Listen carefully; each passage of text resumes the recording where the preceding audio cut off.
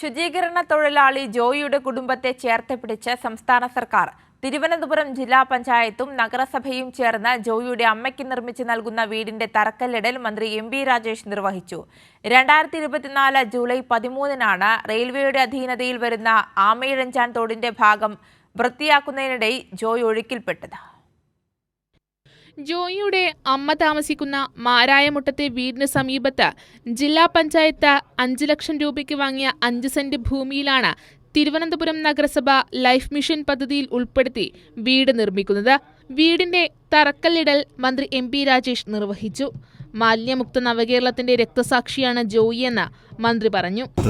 കോർപ്പറേഷന്റെ നേതൃത്വത്തിലാണല്ലോ 4 മാസം കൊണ്ട് പണി പൂർത്തിയാക്കും.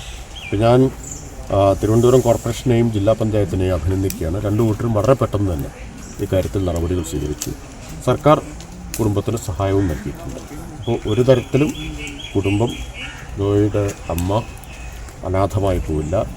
ആ അമ്മ നമ്മുടെ നാടിൻ്റെ മുഴുവൻ അമ്മയാണ്. തീർച്ചയായിട്ടും ജോയിയുടെ ഓർമ്മയോട് നീതി പുലർത്താൻ കഴിയുക നമ്മുടെ നാട് മാലിന്യമുക്തമാവുമ്പോഴാണ്.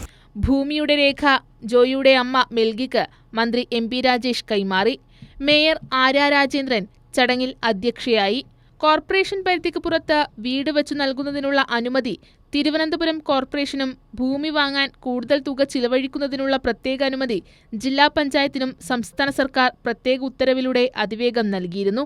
4 മാസം കൊണ്ട് വീട് നിർമ്മാണം പൂർത്തീകരിക്കും. കൈരളി ന്യൂസ്, തിരുവനന്തപുരം.